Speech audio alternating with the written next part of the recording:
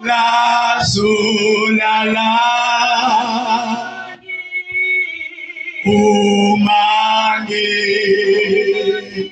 tukisukona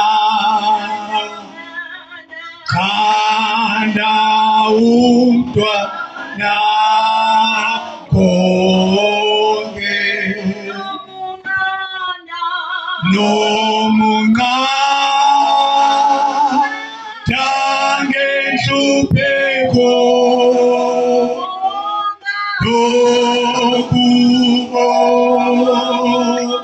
kalaphaya naphuko nakungasekho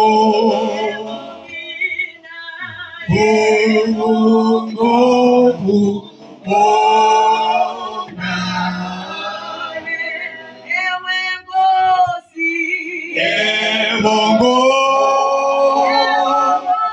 singiza kuwe italu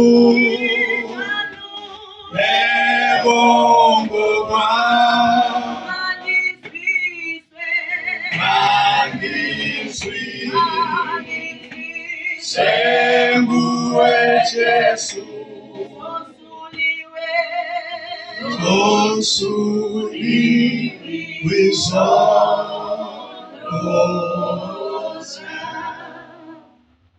uJesu Kristu inkosi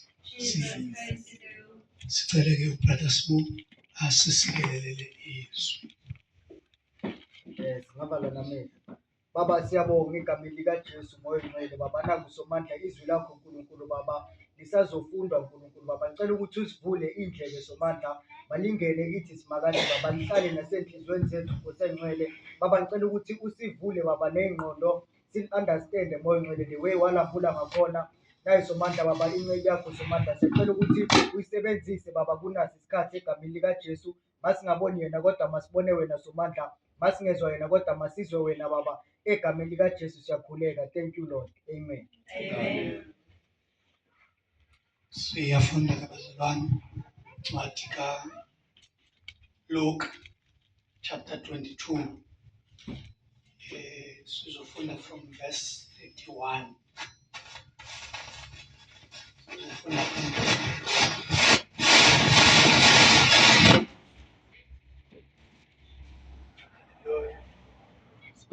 from verse 31 incwadi kaLuke 22 sifunde from verse 31.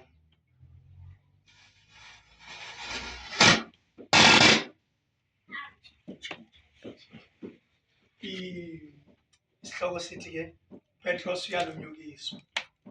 Itheke inkosi Simon uyabona uSathana ubelibanga ukuba anele njengengqolowa ke mna ndikhungile ngawe kuba ukholo lwakho lungapheli nawe ke xa ubuye uze ubazimase abazalwane bakho. Wathi ke yena kuyo, Nkosi, sendikulungele ukuya nawe nasentolongweni nasekufeni. Itheke yona ndithi kuwe Petros, ayisayi kulila namhlanje inkukhu ungekakhanyeli kathathu ukuba uyandazi. Haleluya. Amen. uJesu Kristu inkosi ke bazalwane singahlala phansi. Ndibulise ke mama bonke kutata bazalwane kubo bonke abangcwele ngele Nkosi igama. Haleluya. Siyafunda ke bazalwane kule ncwadi kaLuke.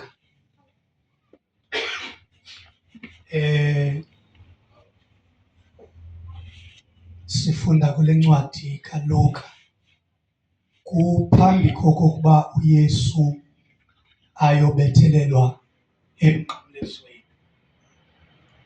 Haleluya. Uphambi kokuba ke uYesu ayobethelelwa emnqamlezweni,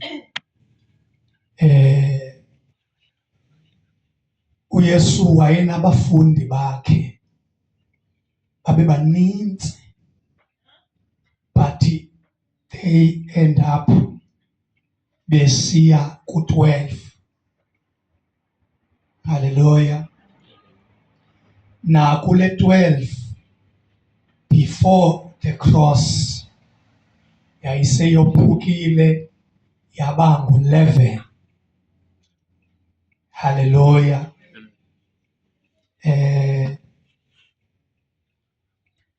Ngoba uJudas waye sele emjikele uYesu.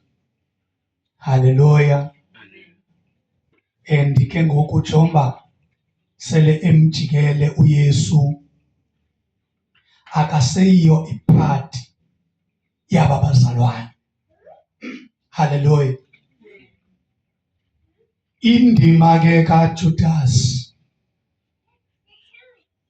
yayiyimeko eyayisuka phezulu, ngoba iplan yokubethelelwa kukaYesu yayenziwe ngamabomi.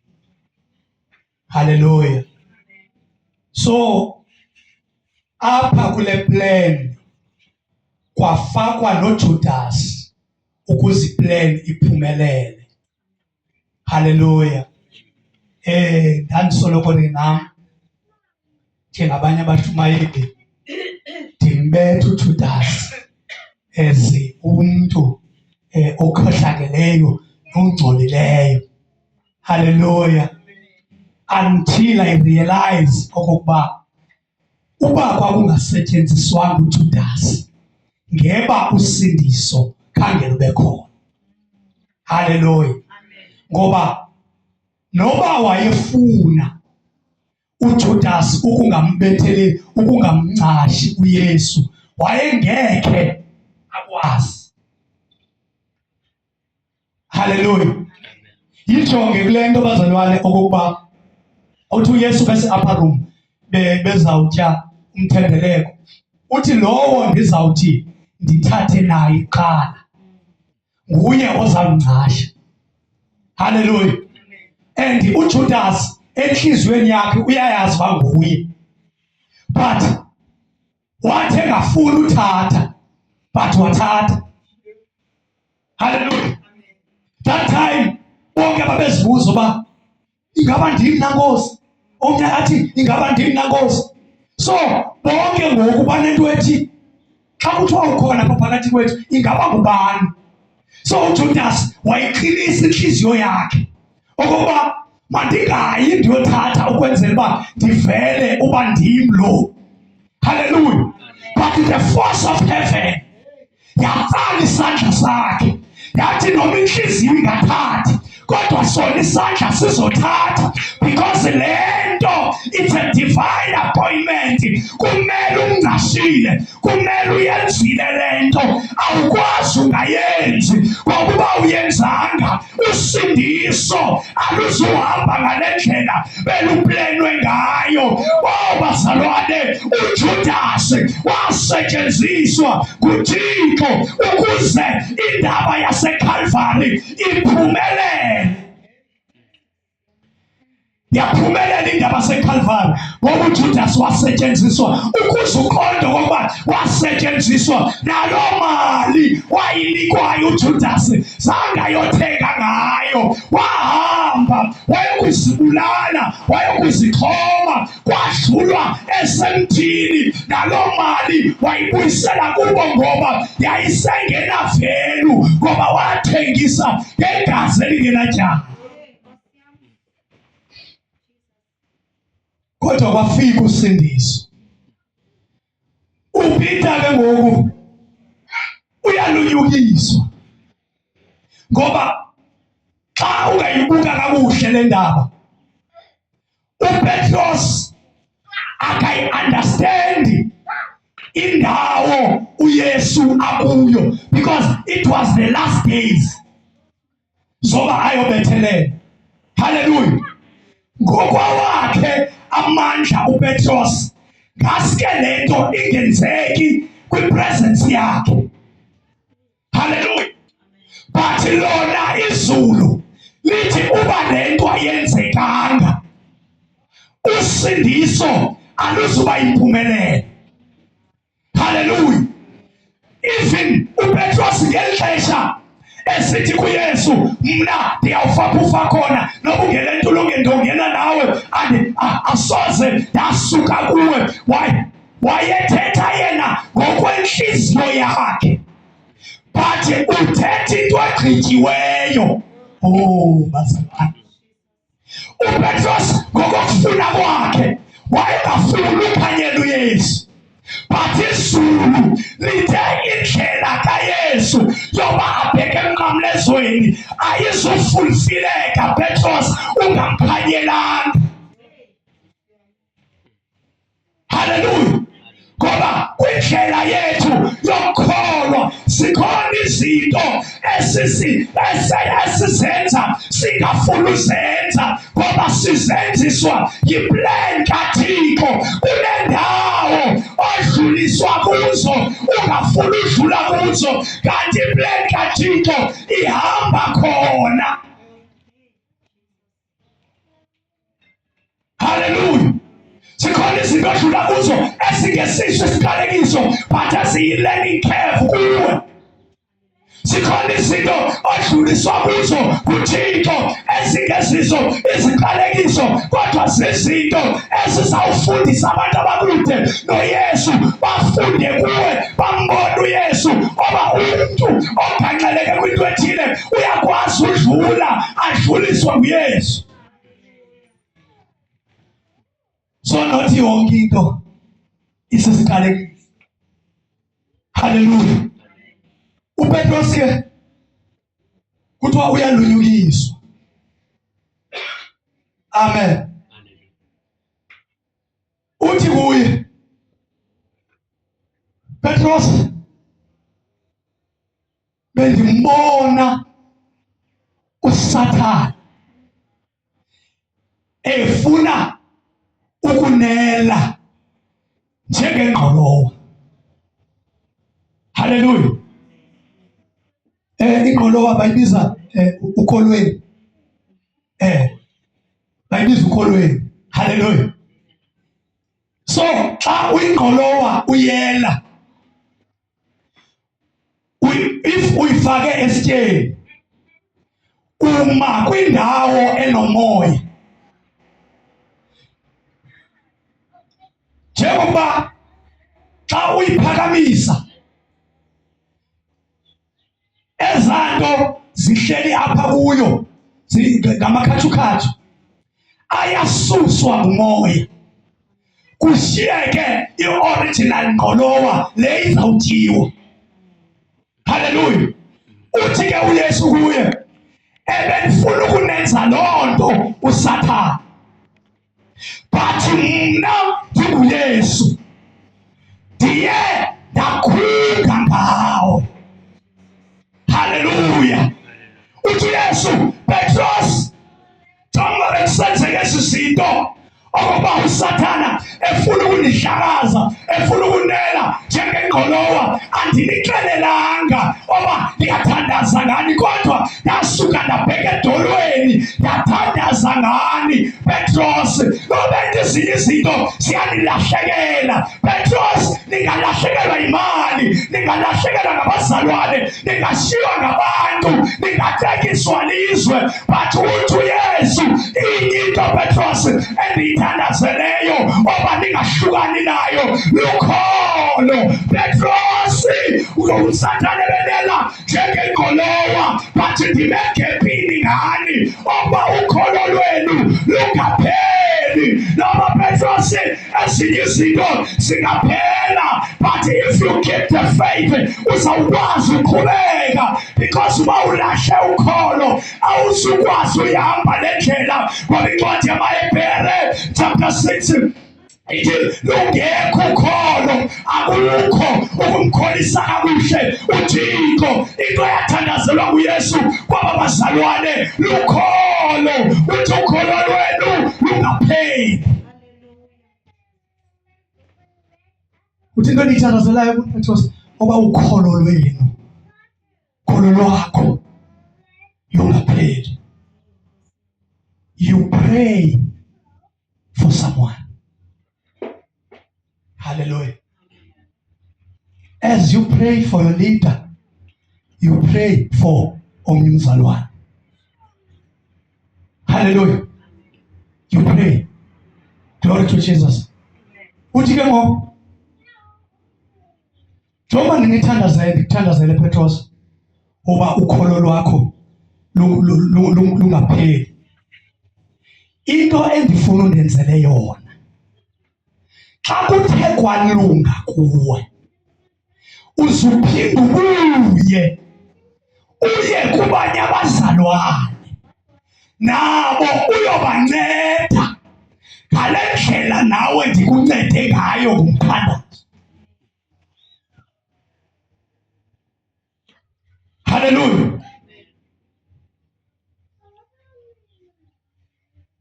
Ilahleke apho ke indima yothando lokuzalwana, ngoba uthi olungelweyo akhapha ibridge ukwenzela abanye bangadluli. Hallelujah. Ilahleke apho le ndima. Uthi oh my God, uthi mna ndikhungela ngoba ukholo lwakho lungapheli. Nawe ke xa ubuye wabuya uze ubazimase abazalwane bakho. Hallelujah. Leli dabi Petros ulilwile, ukholo lwakho lwabambelela, lwaqina njenge-ankini. Ungayithathi loo nto ikufaka ipride, ucinga ungcono kunabanye abazalwane. Uyela kubo, lo mfuthu nawo, lolu kholo nalo, uyobazimasa nabo abahlulekayo. Uthi masibheke edolweni. You are not better than them, Petros, but nawe ukhungelwe. Walahleka apho bazalwane, ivangeli yalahleka apho. Asisakhungelani, asisathandazisani, asisacingani, ngoba indaba ifundishulile, kugqityiwe. Akugqitywanga, kakudlule wena, nabanye mabadlule kwindawo odlule kuyo. Ungayikhaba ibridge ngoba wena sowudlulile, nabanye abesemva kwakho basezawudlula kuyo. Ubaxelele njengoYesu, uthi nani ndikhungile ngani. Kuyakhulwa abazalwane ukwenzela okokubana ngaba abazalwane bakhule, abakhule abazalwane abangakhungelwayo. Kuyakhulwa bazalwane ukuze ilevel ubukuyo izolo ungabi kuyo namhlanje, ilevel okuyo namhlanje ungabi kuyo kwiveki ezayo. Why? Uyakhungelwa, but xa ukhungelwa nawe udinga ukhunga. Ungathi xa usowudlulile ungabuyi uyobazimasa abanye abazalwane. Ingxaki into yabazalwane ngoba bathi bakunqoba kwimpi ababhekene nazo, angamazi omnye umuntu uba laa nto ibimohlula naye iyamohlula. Hallelujah. uYesu apha uzama ukulungisa inhliziyo kaPetros. Uthi kuPetros, Petros, thatha ipride ibeke ecaleni. Now sowunqobile, but thatha ipride ibeke ecaleni Petros.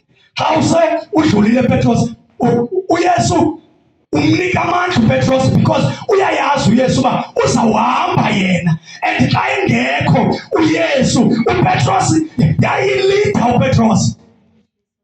Hallelujah. That's why uYesu izinto ezininzi ebezithetha kuye, uyakhumbula nguye lo wafika kuye esithi Simoni ngayona uyandithanda na? Uthi ewe Nkosi ndiyakuthanda. Athi lusa izimvu zam, emkhwaza kaninzi because uPetros uhambe noYesu wambona elwandle isanguye lo uPetros ubona uYesu ehamba phezu kwamanzi. wazi, athi kuye ubankosi nguwe ijondise. Bathi abangaphakathi, wake wahamba apha emanzini, yakenziwa apha le nto yenzayo, wathi kodwa uba nguwe ijondise, because uPetros wayemazi uYesu, ewazi amandla akhe, wayewazi, wakhungelwa ukuze ukholo lwakhe lungapheli. Namhlanje ndizothi kuwe, malungapheli ukholo lwakho ngenxa yezilingo. Mamela, funeka uyazi uba izilingo zitya ukholo, lutya izilingo ukuze likhule. Alikhulu ukholo olungenazilingo. Ukholo lutya izilingo ukuze likhule. Haleluya. Uthi xa uthe wabuya ke nawe Petros, ubazimasa abazalwane bakho. Uthi ke zana, Nkosi, sendikulungele nokuyaphi nasentolongweni. Wenziwa uPetros into ayivayo. Exesha uYesu bane baxelela uba uzawuhamba, abayibhilivi le nto, because kubo ingathi uYesu uzawuhlala ngonaphakade, but uthi ndizawunishiya, ndizawuhamba, but into endifuna niyigcine lukholo. Haleluya. Into endifuna niyigcine bazalwane lukholo. Ngoba once walahlekelwa lukholo, ulahlekelwe yi-direction yokukholwa. Haleluya. Yeke ukuyazi oba i-definition ye-faith ithini. Uyicule from A to Z, uyazi, but ukholo luyaphilwa. Haleluya. Yeke oba sibizwe ngoba singabakholwayo, ngoba nabangakholwayo bayabizwa okoba bangabakholwayo, but kuhluzeka phambili xa kuseyizilingo zikubetha, xa iseyimeko zikuthuthisa, xa sewusathana ekudlakaza, kume ukholo. Yanga namhlanje bazalwane, siyengakhunga ukwenzela ubukholo lwenu lungapheli. Uzawufika uSathana afuna ukunidlakaza, uzawufika uSathana afuna ukulisusa kuYesu. Anixelele, akehlelwa yile nto umntu onoYesu, akehlelwa yile nto umntu onoThixo. Ungotheni wena uzonyakazisa ukholo lwakho? Hlalela ukholweni, babelele ukholweni, ngoba ukholo luyamphumelelisa umuntu. Luyamphumelelisa umuntu ukholo. Nathi bazalwane sisindiswe ngokholwa. Haleluya. Uthi umbhali ukholo luza ngokuva. Uthi ukholo luza ngokuva, and ngokuva ilizwi. Haleluya. Kholo luza ngokuva and ngokuva ilizwi. So bazalwane, uba singahamba le ndlela silahlekene nokholo, sabe asiyazi apho siya khona. God bless you, sir. Ngoba ukholo lulo olusibambayo. Haleluya. Ukhe ukhathazeke enhliziyweni, inhliziyo ifuna ulahla yonke into, nawe ufuna uncama yonke into, kodwa kubekho lento elapha kuwe ethi hey man, kusazawulunga. Lukholo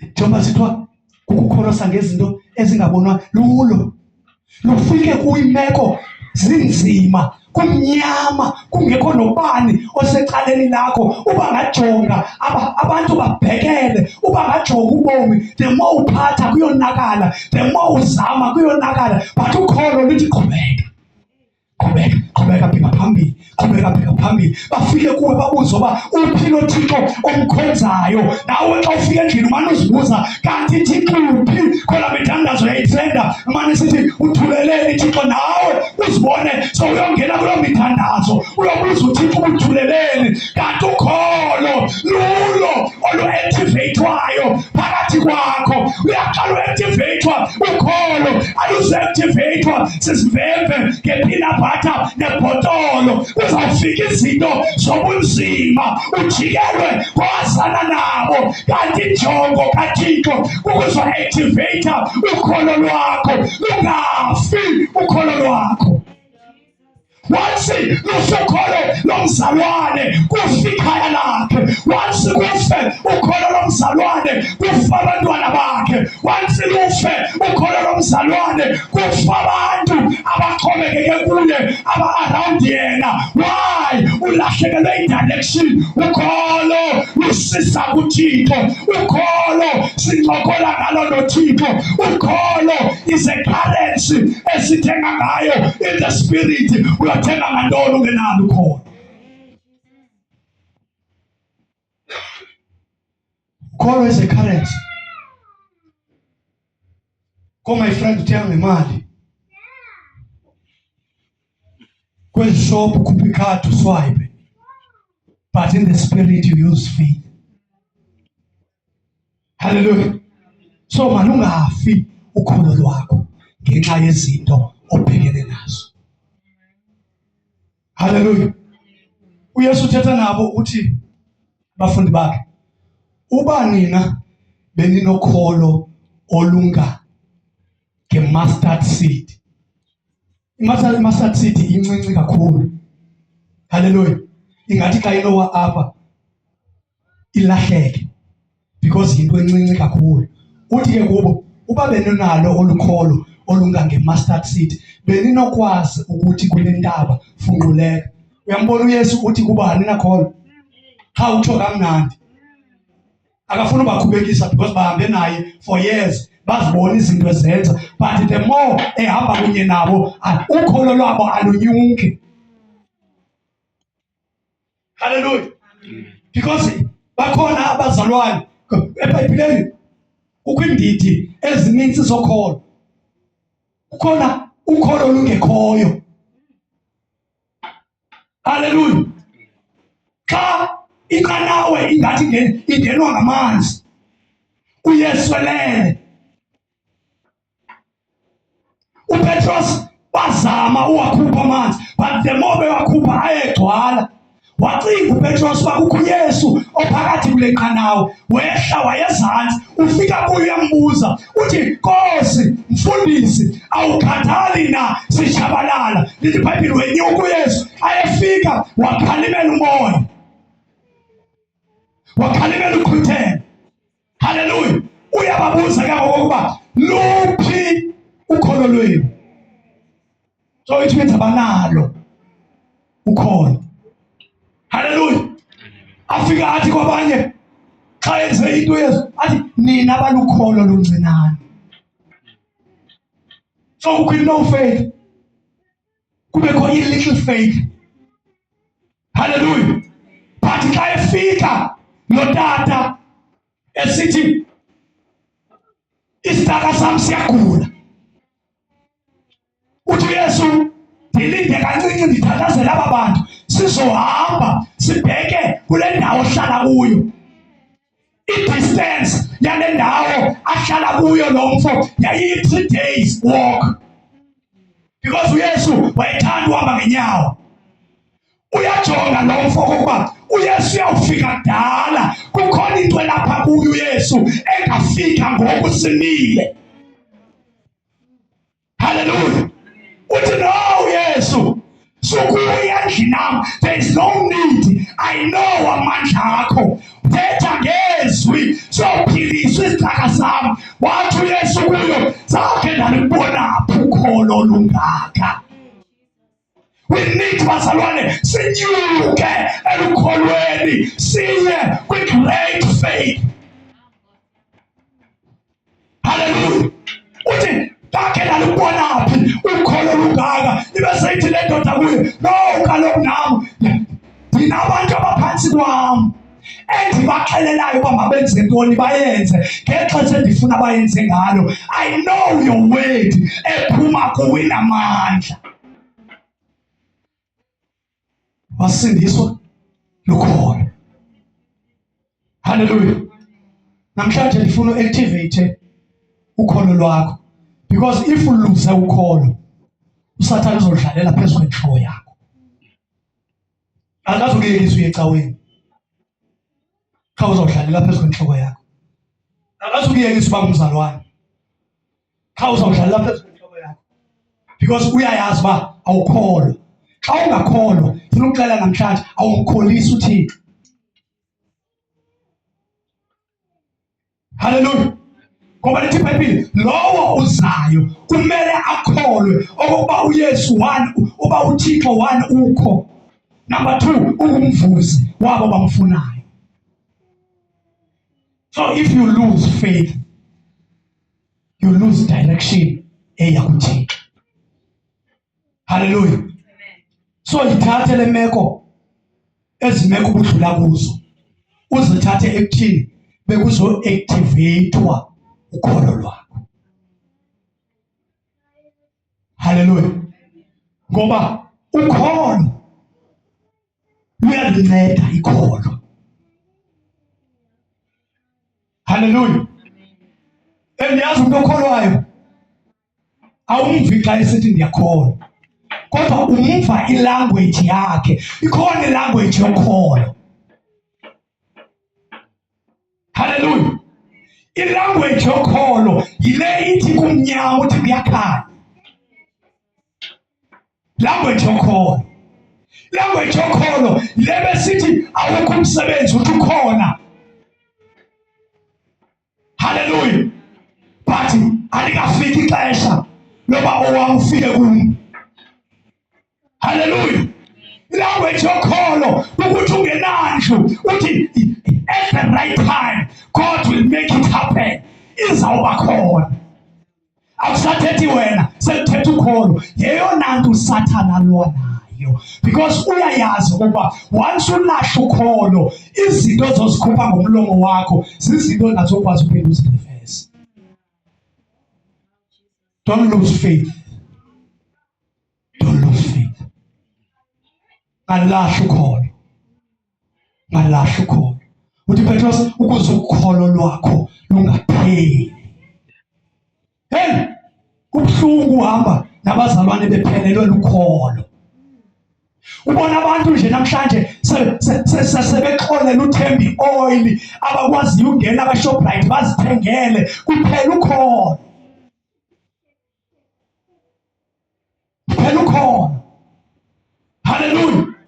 Ngoba incwadi kaJames ithi uba kukho bani kuni ovuka unzima makathandaze, uba kukho bani kuni onomxhelo onwabileyo makathandaze, uba kukho ogulayo makabheke kumadoda amakhulu ambeke izandla amgcobe ngeoli. Kuyadlula la vesi ibe seyithi umthandazo wokholo, but abazalwane bame kwi-oil abadlula baye emthandazweni wokholo. Into emphasize that verse kumthandazo wokholo, not the object ebiziweyo. Ukholo luyalahleka ebandleni. Once kulahleka ukholo ebandleni sizawuba nezinto esizithembayo endaweni yokholo. Ukuze ukholo lwakho Petros lungapheli. So uYesu uyayazi ukholo luyaphela. Hallelujah. Amen. Enxa seluphelile ukholo, umva lo muntu ukuthi uyakholwa ethetha ilanguage yabantu abangakholwayo. Umqondo ba ukholo usengenile. Hallelujah. Because the language wena exuppose uyayithetha, ilanguage yathethwa kuMaria besiye engcwabeni likaLazaro. Uyabuza umbeke phi? Uthi Martha no, akusekho need ba uyobona ingcwaba because selenuka nonuka, akho nto nokwazi uyenza. But yena uMaria wahlala ezinyaweni wathi Nkosi masiye apho simbeke khona. Ukholo lukwenza uthethe njengomuntu ongakholwayo, even isolution seyikhona but ungayiboni. Hallelujah. Because when you lose faith, nezinto ebezaba luncedo kuwe ziendapha ziba zizinto ezingathi zizokubulala. Why? Uluse ukholo. Uthi ndikhungile ngawe ukuze ukholo lwakho lungapheli. But Petros, xa usodlulile kwesisimo, amboba qinisa abazalwane. Amboba qinisa abazalwane. Siyalungiswa abazalwane. Silungiselelwa oba siyobaqinisa, sibaxelele nabanye abantu okokuba njengoba ke ungena evangelini usithi uzonabela ejemini uqamele ebhotolweni, uyakwazi ulala ungatyanga. Ukwazi baxelele ukuthi hayi kube nzima kule ndlela. Ezinye izinto obukade uba nazo ngeli xesha ungekakholwa ungabi nazo, kanti ku-activatewa ukholo lwakho. Ngathi singabucela uThixo namhlanje uthi, Nkosi, ukholo lwam malungapheli. Hallelujah. And also xa unqobile bathandazela abanye abazalwane. Amen. uYesu ususa ubuselfish kuPetros. Uthi Petros, ndiyayazi okokuba xa uphuma kule challenge odlula kuyo uzawuphuma strong, unamandla, then ipride izawungena. Ingene ipride kumshumayeli, angamva nomnye ushumayelayo. Ingene ipride, ingene ifike izinze. Ipride igqunywe ngesuti kanti yona ibeseyingenile. Nkosi, cela ukholo lwam lungapheli. Siyothandaza bazalwane, siyothandaza. Thandazo nje ungawube nawo. Uthi, Nkosi, ukholo lwam malungapheli. Yena uSathane awusaza kudlakaza. Ayisese usezawufika futhi. Sezawuza. And the more unyusa ikawusi, uSathane uzonyusa naye. The more uzehlisa, ake ehliye nenyuka. Hallelujah. The more uzamana usiza, uzocela imithandazo. The more uzamana uzawukwenza in future okokuba ube ne-pride yongafuna ucela nalo mithandazo.